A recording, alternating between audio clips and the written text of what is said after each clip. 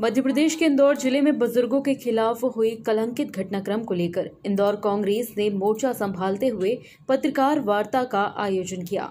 इस दौरान पूर्व मंत्री जीतू पटवारी और विधायक संजय शुक्ला ने इंदौर निगम के अधिकारियों पर अपना गुस्सा जाहिर करते हुए भाजपा की शिवराज सरकार पर जमकर निशाना साधा। जो आपकी भावना है वही हमारी भावना है। 2 दिन तक चूंकि मुख्यमंत्री शहर में आने थे, भारतीय जनता पार्टी की प्रदेश की कार्यकारिणी की यहाँ पर कार्य समिति की मीटिंग 2 दिन चली। ये आशा थी हमें, जैसा नरेंद्र सलूजा जी ने कहा कि एक निगम आयुक्त को कचरे के पार्ट पे ग्वालियर के निलंबित किया जाता है। एक तहसीलदार को कल ही नरोत्तम मिश्रा ने होने के बाद 3 बार आवाज दी था तो निलंबन कर दिया। गोपाल भार्गव को रिसीव नहीं किया उस तरीके से जो प्रोसेस दिखा।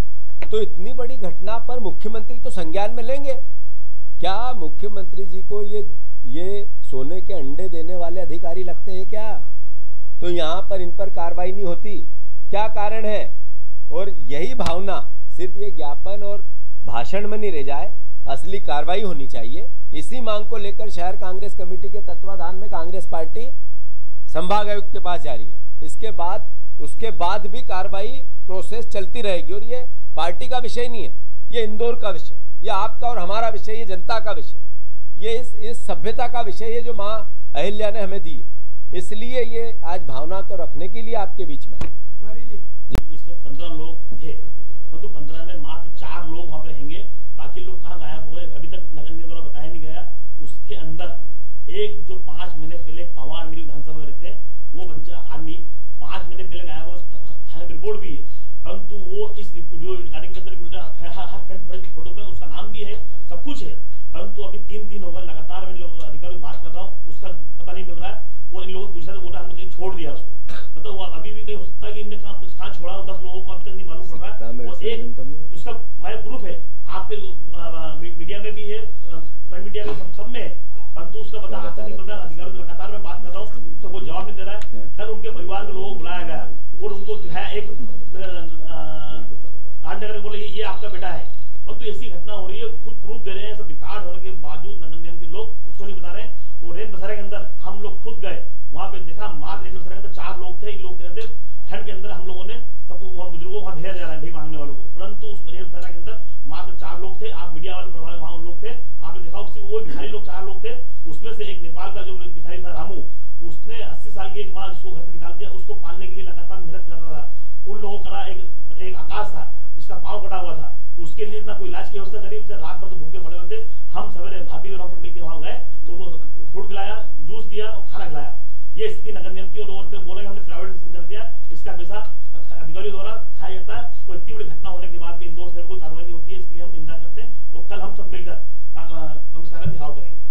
वहीं पत्रकार वार्ता में इंदौर के मीडिया संयोजक नरेंद्र सलूजा और नगर निगम की पूर्व नेता प्रतिपक्ष फौजिया शेख ने भी स्वच्छता में नंबर 1 शहर इंदौर में यह घटना घटित होने पर नाराजगी दर्ज कराते हुए पत्रकारों से खुलकर चर्चा की।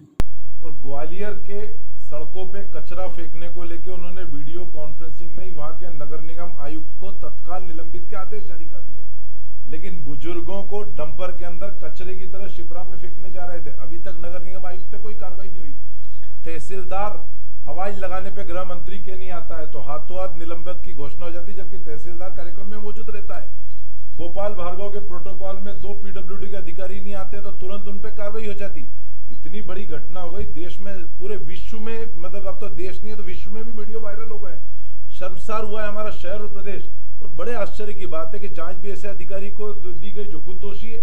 अपर आयुक्त स्तर का अधिकारी अपर आयुक्त स्तर के अधिकारी की जांच कर रहा है, निगम आयुक्त पे कोई कार्रवाई नहीं हो रही। और सबसे बड़ी शर्मनाक बात है कि मुख्यमंत्री अपने सपनों का शहर इंदौर को बताते हैं, 7 घंटे इंदौर में रहने के बाद वे इस घटना पे मुंह भी नहीं खोलते और माफी भी नहीं मांगते। हमें पूरी उम्मीद थी कि मुख्यमंत्री और पूरी कार्यकारिणी जाएगी उन बुजुर्गों के घर, उन बुजुर्गों से मिलने जाएगी रेन बसेरे में, उनसे माफी मांगेगी, लेकिन वो तो मुंह भी खोलने को तैयार नहीं है। 7 घंटे इंदौर में रह के सपनों का शहर बताते हैं, कोई कार्रवाई नहीं। पूरी तरह से अधिकारियों को बचाने का काम किया जा रहा है। प्रदेश और शहर की छवि खराब हुई है, कलंकित हुई है, लेकिन उस दाग को और गहरा करने का काम किया जा रहा है, उसको धोने का काम नहीं किया जा रहा है। इसी को लेकर कांग्रेस का कल प्रदर्शन है। अब आप लोग जो सवाल एक मिनट नेता प्रतिपक्ष कि पिछली परिषद में जब ये रेन बसेरे जितने भी थे ये नगर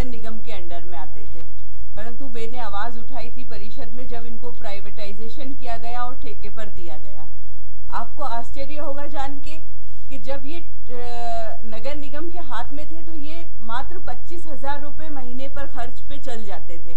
आज हमने उसको ठेके पे नगर निगम ने दे दिए, 55,000 रुपये एक रेन बसेरे के आ रहे हैं, जबकि उसमें 3 कर्मचारी रखना चाहिए 3 शिफ्ट में, और आज ये हाल है। और जब नगर निगम के पास था, जब 3 कर्मचारी भी होते थे और व्यवस्थित चलता था, परंतु आज ठेकेदार का उस पर पूरा कब्जा है।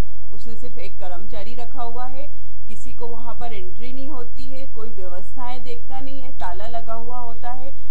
जिस तरह से शहर का मौसम खराब होता है, चाहे वो आप मान लें आज सर्द मौसम है, चाहे वो बारिश हो, चाहे वो गर्मी की हवाएं तेज़ हों, हर जगह हम हर मौसम में सर छुपाने के लिए किसी ना किसी को कहीं ना कहीं जाना पड़ता है। वहाँ लोग जाते हैं पर उनको ताला मिलता है। आज की स्थिति ये है। ये लोग भी कई बार गए वहाँ पर, क्योंकि ये जो बुजुर्ग हैं ये हमारे ही आते जाते रास्ते में पड़ते थे। हमने भी इनको शिफ्ट कराने की कोशिश की, वो शिफ्ट भी हुए, पर शिफ्ट होने के बाद जो उनका व्यवहार था वहाँ से वो ठीक नहीं होने के बाद वो लोग बुजुर्ग वहाँ से उठ के आ जाते हैं। क्यों आ जाते हैं? क्योंकि ना वहाँ पर खाने की व्यवस्था होती, ना पानी की व्यवस्था होती है। एक कमरे में इंसान जब ही रह सकता है या एक जगह जब ही रह सकता है जब वहाँ पर व्यवस्थित हमारी सुविधाएं हो, पर वहाँ पर वो सुविधाएं किसी को नहीं मिलती। इसलिए इन गरीबों को सड़क के कोने पर या तो बरसाती लगाना होती है या कुछ इस तरीके का करना होता है। आश्चर्य की बात यह है कि जैसे भाई साहब ने बताया अभी कि छोटी छोटी गलतियों पे, जो गलती ना होने के बाद भी अधिकारियों पे बड़ी से बड़ी कार्रवाई हो जाती है।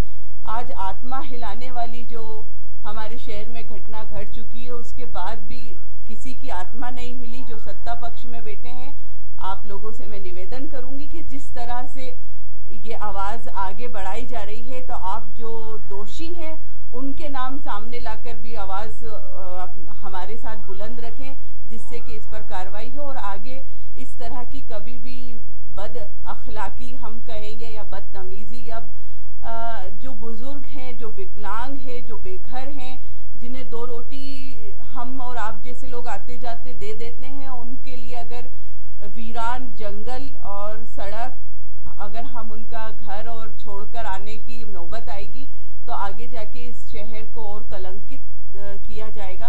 तो आप लोग इस मुहिम में हमारे साथ जुड़कर हमारी आवाज़ उठाएं। शुक्रिया, धन्यवाद। Bureau report, JSR times, Indore.